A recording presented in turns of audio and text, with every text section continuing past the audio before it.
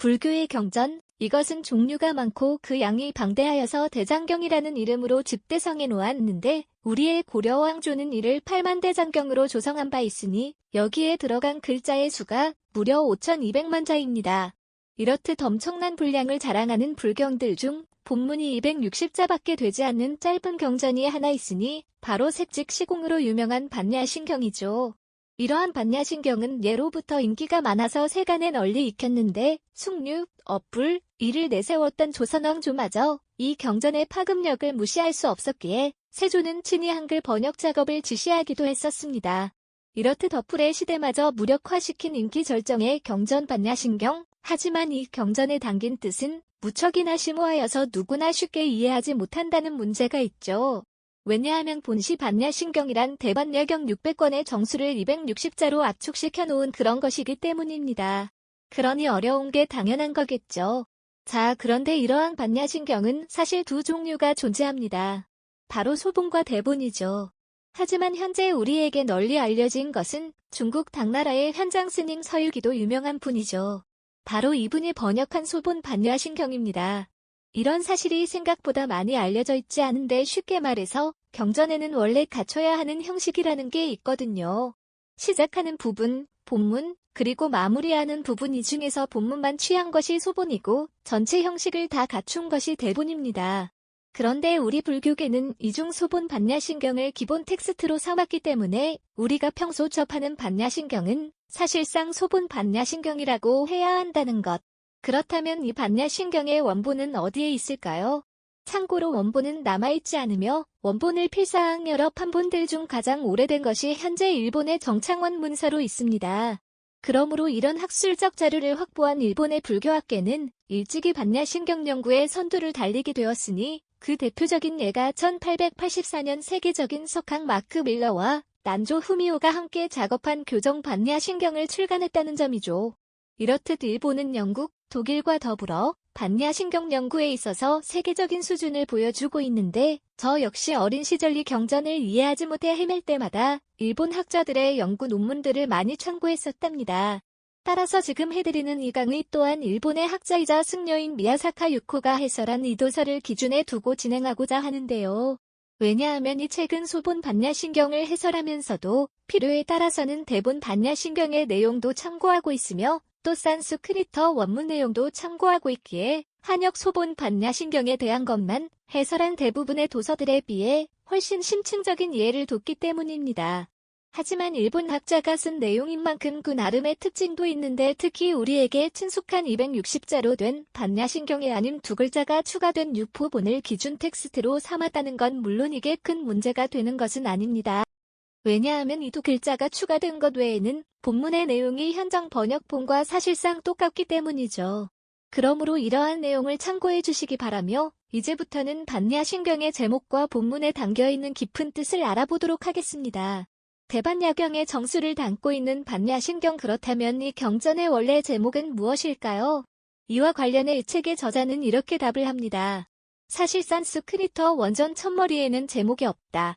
네, 그러니까 인도의 옛 서적은 제목을 첫머리에 달지 않고 이상으로 마친이라는 문구로 마무리하는 게 일반적이었다는 건데 이 경전 또한 제일 끝에 이상으로 반야 바람일다 신 맞춤라고 되어 있어서 이를 제목으로 가져다 쓰게 되었다는 거죠. 그래서 이 경전의 제목은 반야 바람일다 신경이라고 알려지게 되었는데 이를 줄여서 반야신경 또는 더 줄여서 신경이라고 하며 이걸 위대하다는 뜻을 좀 붙여서 추가할 때는 마 이게 크다는 뜻이거든요. 그래서 마하반야 바람일다 신경 이렇게까지도 부르는 것입니다. 그런데 본시 이것 또한 산스크리터 발음을 한자로 옮긴 음력입니다. 따서트 풀이가 필요한데요. 반야는 프라주나라 하여 지혜를 뜻하는 것이고 바람일다는 파라미타를 음력한 것으로 번뇌와 고통이 없는 피안의 세계로 건너간다라는 뜻과 함께 완성을 뜻하며 심은 마음 또는 진수를 뜻하는 흐리따야를 뜻하고 경은 수트라를 음력한 것이죠. 그러므로 프라주냐 파라미타 흐리따야 수트라가 반야, 바람일다 신경의 산스크리터 발음인 것이며 그 전체의 뜻은 지혜를 완성하는 마음이 담긴 경전 정도가 되는 것인데 참고로 이 책의 저자는 심을 흐리따야가 아닌 만트라라고 하여 진원이라고 옮기고 있습니다. 따라서 이 뜻에 맞게 해석하면 지혜를 완성하는 진원이 담겨있는 경전 정도가 되는 것이니 앞서한 해석과 그리 크게 그 뜻에 있어서 차이가 나는 것은 아니다. 라고 말씀드릴 수 있겠습니다. 그렇다면 이 경전이 완성하고자 하는 반야, 즉 지혜란 과연 무엇일까요? 이는 흔히 속세에서 성공이나 야망을 이루기 위해 요구되는 그런 지혜와는 다른 것입니다. 그래서 이를 구분하고자 지혜라는 기존의 어휘 대신에 반야라는 말을 굳이 쓰는 것인데 바로 이 반야는 불교에서 추구하는 지혜이며 고통과 번민이 없는 경지를 이룰 수 있는 그런 지혜를 말하는 것이죠. 그렇다면 이 경전은 과연 어떤 내용을 통해서 이런 경제로 함께 바람일다 즉 건너가자고 말을 하고 있는 걸까요? 오늘 소개해드리고 있는 책 반야신경은 제목과 달리 그 깊이가 충분히 깊은 그런 책인데요. 반야신경의 구절을 한 구절씩 친절하게 풀이해주고 있고 그 옆으로 풀이한 내용을 이미지 자료를 통해서 요약 정리해주고 추가적인 정보를 제공해주기 때문에 공부에 큰 도움을 주는데요.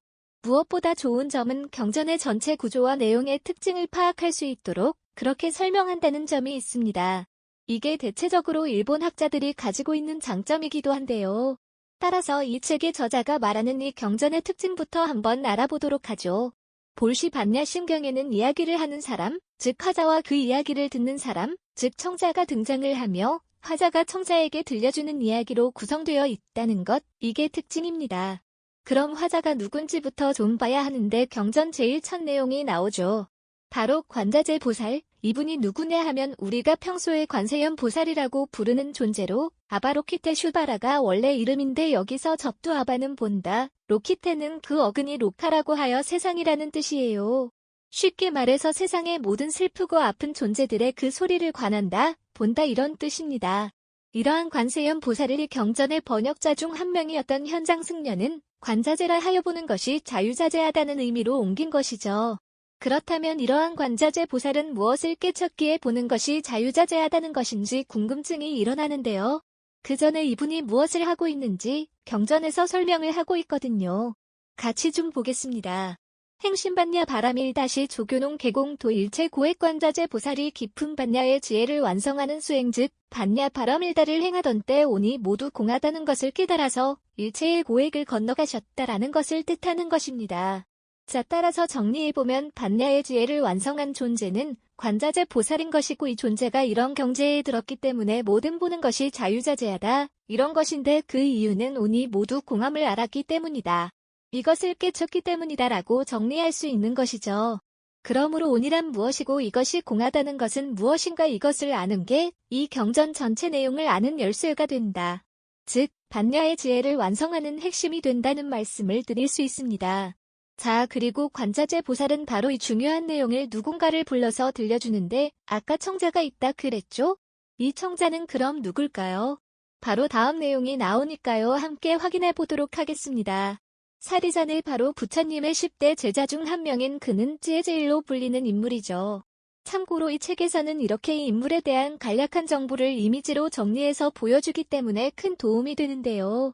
어쨌든 이러한 사리자의 산스크리트어의 이름은 사리푸트라입니다. 그리하여 관자재 보살은 바로 이 인물을 상대로 사리푸트라요라고 부르면서 오니 공함을 설명하고 있는 것이죠. 그런데 우리가 접하는 현장의 소범반야 신경에는 관자재 보살이 바로 이 사리푸트라를 모두 두 번 부르면서 두 번의 메시지를 전하는 방식으로 이렇게 설명을 하는데 하지만 이 책의 저자는 산스크리트어 원전에 근거하여 관자재 보살이 사리푸트라를 모두 세 번 부르는 것에 주목합니다. 이렇게 한역 번역본과 산스크리트어 원전에서 내용의 차이가 좀 난다는 것이죠. 그런데 왜 이것에 이 책의 저자가 주목을 하느냐 하면 반야의 지혜를 완성한 관자재 보살이 이를 이제 알려주기 위하여 사리푸트라유라고 부르면서 제일 먼저 오니 모두 공함을 설명을 하고 그 다음으로 다시 사리푸트라유라고 부르면서 존재하는 모든 것이 공함이라고 하는 내용을 들려주고요. 그 후 마지막으로 사리푸트라유라고 부르면서 공이라는 것 안에 무엇이 없는지를 나열하는 방식으로 이 공의 이치를 더 깊이 있게 설명을 하기 때문입니다. 그리고 이것이 반야신경의 전체 구조이기도 하다라고 이 책의 저자는 설명을 하는데요. 따라서 이제부터는 저도 이런 구조에 따라 경전 내용을 설명을 해드려야 하겠기에 이 점을 강조해드린 것이죠. 먼저 첫 번째 메시지는 앞서 소개했던 온, 개공 즉 온이 모두 공하다는 것입니다. 여기서 온이란 바로 이 책에 실려있는 이 이미지를 통해 쉽게 확인할 수 있는 것처럼 불교에서 나, 즉 자아를 구성하는 다섯 요소를 말하는 거죠. 색, 수상, 행식. 여기서 색은 눈에 보이는 것을 말하며 나라는 존재와 관련해서는 육체가 여기에 해당되고 수는 나의 감각기관으로 외부 대상과 접촉하여 일어나는 느낌이며 상은 그 느낌에 대한 나의 표상이며 행은 이러한 나의 마음작용이 일어나도록 하는 심리적 의지이며 식은 이런 마음작용에 따라 특정 내용을 판단하고 그렇게 하여 알게 되는 것을 말합니다. 그래야 불교는 인간이라는 존재를 고정불변의 실체로 보지 아니하며 이 다섯 요소가 모였을 때만 존재하는 그런 임시적 상태라고 본다는 특징이 있는데 바로 이러한 온, 즉 다섯 요소들이 각자의 활동에 따라 누적시켜 놓은 정보의 덩어리들이 있겠죠. 이게 결합되어 나를 구성한다는 건데 이런 각자의 덩어리들조차도 사실은 공이라는 겁니다. 이게 관자재 보살이 지금 사리푸트라에게 말해주고 있는 핵심적 메시지인데 이를 표현하기 위해 관자재 보살은 다음과 같은 유명한 표현을 사용했죠. 색뿌리공, 공뿌리색, 색즉시공, 공즉시색색, 즉 눈으로 볼 수 있는 물질들이 공과 다르지 않으며 그 반대도 마찬가지다. 그러니 색이 곧 공이요, 공이 곧 색인 것이다 라는 뜻입니다. 자, 그렇다면 과연 이 공이라고 하는 것은 무엇일까요?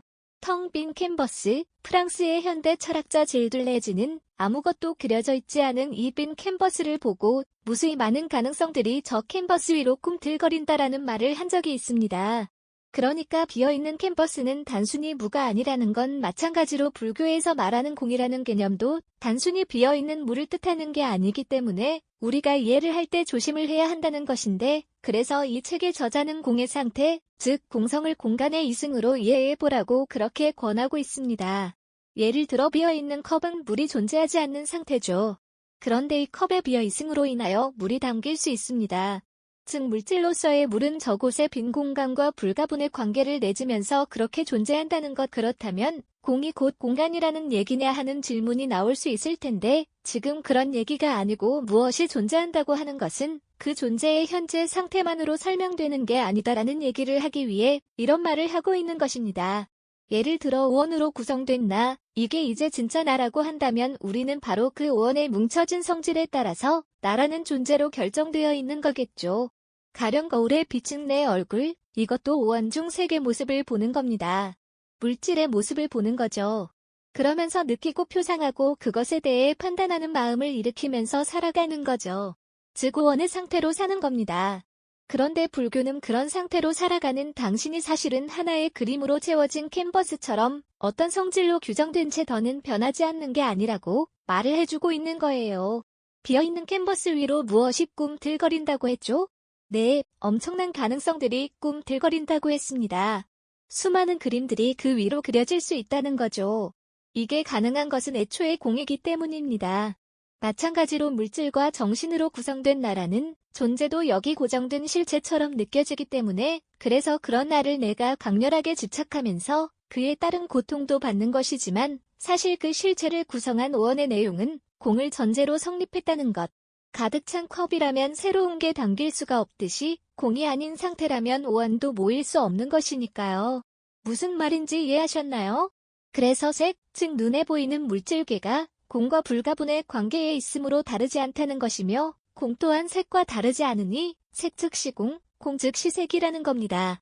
그러므로 더는 그림을 그릴 수 없는 그런 폐쇄된 캔버스 같은 존재로 지금의 나를 이해하면 안 되며 공과 불가분의 관계를 내주면서 지금의 내가 존재하고 있으니 이런 나는 무한히 많은 것들을 표현할 수 있는 그 개방된 힘을 원천으로 하는 존재라는 것. 그러니 나의 어떤 한 모습에 과도하게 집착하여 그것을 절대적인 나처럼 받아들이는 이런 어리석음을 버려야 한다고 반야신경은 알려주고 있다는 것이죠. 하지만 이것이 공의 이치를 전부 설명한 것은 아닙니다. 따라서 다음 내용을 계속해서 봐주시기 바랍니다. 색과 공이 서로 다르지 않다는 이치를 설한 관자재 보살 그는 이제부터 이러한 공의 이치가 제법, 즉 존재하는 모든 것에 적용된다는 논리를 펼치기 위하여 사리푸트라를 두 번째로 부릅니다. 이래하여 설하게 되는 두 번째 메시지는 모든 상, 그러니까 우리가 표상할 수 있는 모든 것들이 사실은 공이므로 이 공의 이치에서 보자면 불생불멸, 불구부정, 부증불감이라는 것이죠. 즉 나고 멸하는 것, 더럽고 깨끗한 것, 늘어나고 줄어드는 것이라고 하는 이 서로 다른 두 개념들이 우리가 볼 때는 절대로 융합할 수 없는 모순관계처럼 딱 고정되어 있는 것처럼 보이지만 사실은 공이라고 하는 하나의 이치로 성립했다는 것. 그러면서 관자재 보살은 다시 사리자를 부르는데 한역 서본반야 신경에서는 세 번째로 부르는 장면이 없다고 했었죠. 그러나 산스페이터 원문에서는 나오기 때문에 여기에 기준을 두고 이 책의 저자가 이렇게 설명을 한다는 것 다시 말씀을 드립니다.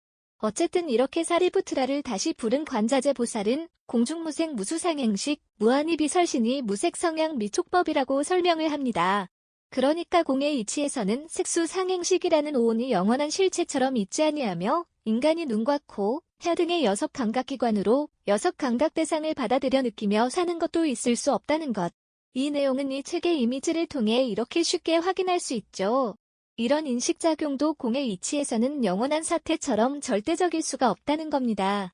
여기서 우리는 여러분의 이해를 좀 더 깊게 해드리기 위하여 공의 의미를 다시 한번 점검해야 합니다.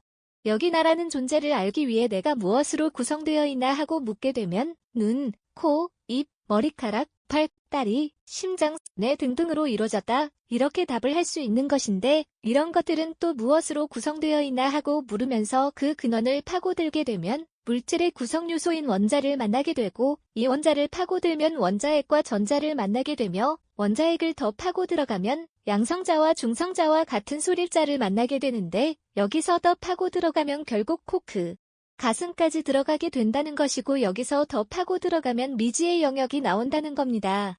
우리는 이러한 미지의 어떤 상태로부터 지금의 나를 구성하고 있다는 것, 그리고 이렇게 양자역학에서나 다룰 것처럼 보이는 그 미시 영역과 지금의 나는 불가분의 관계에 있다는 것이죠. 그러니 저런 미시적 상태에서는 나고 멸한다는 개념도 더럽고 깨끗하다는 구분도 늘어나고 줄어든다는 차이의 관점도 쉽사리 적용할 수가 없다는 것이고 온과 여섯 감각기관이 적용했다는 표상도 실은 이런 나가 존재하고 있다는 고정된 실체처럼 이해하면서 그렇게 형성시킨 관념에 부유한 것이지 그 실상이 따로 있다고 볼 수는 없다는 겁니다.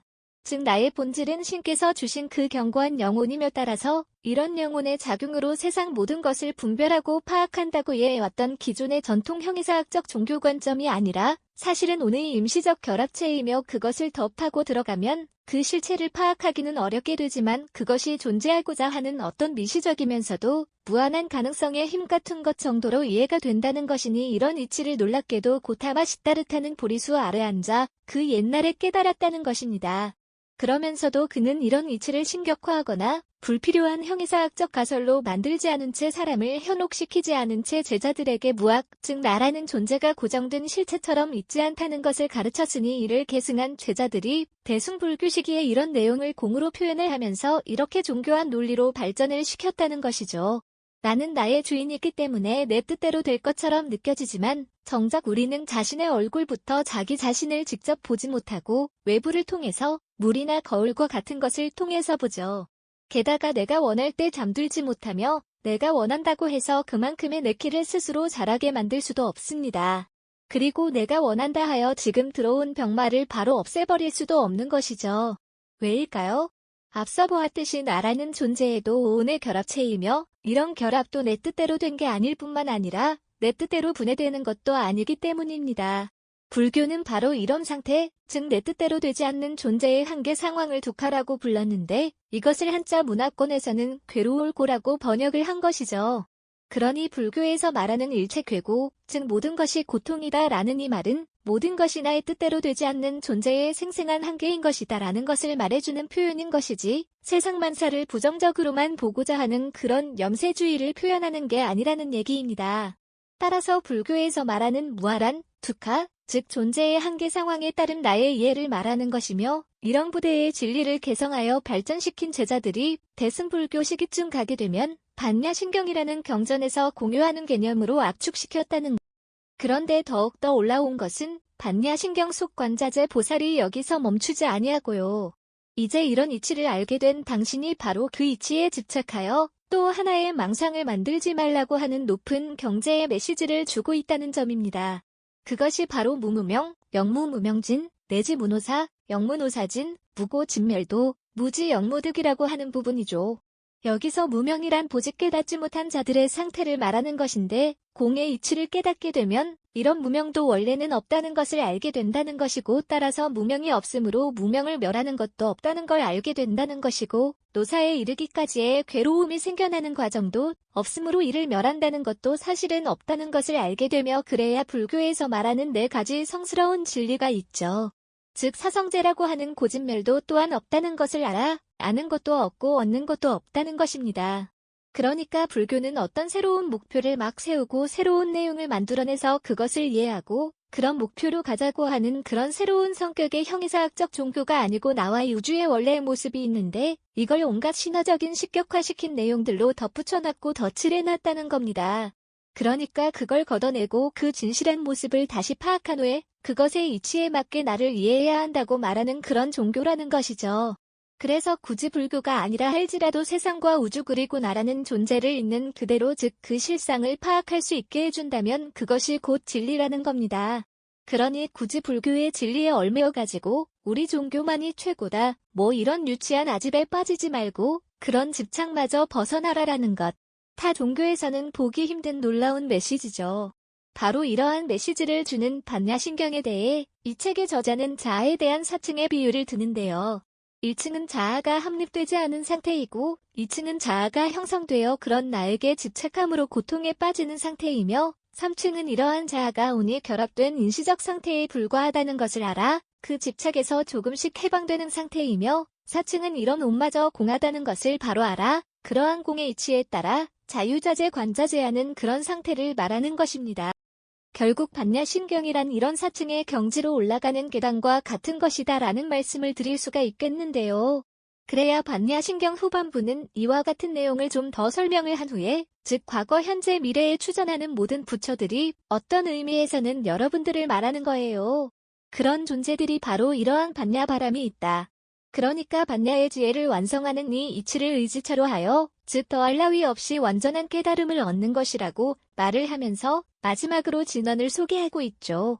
여기서 진언이란 만트라가 그 어원인데 혹시 이것은 인도의 고대 전통에서는 신을 부르는 소리로 쓰였던 겁니다. 좀 신격화되고 신비화된 소리인 것이죠. 근데 이 책의 저자는 불교가 이러한 인도의 전통적 철학에 대항하는 거대한 안티테제로 태어났다고 말을 하고 있거든요. 실제 그렇죠?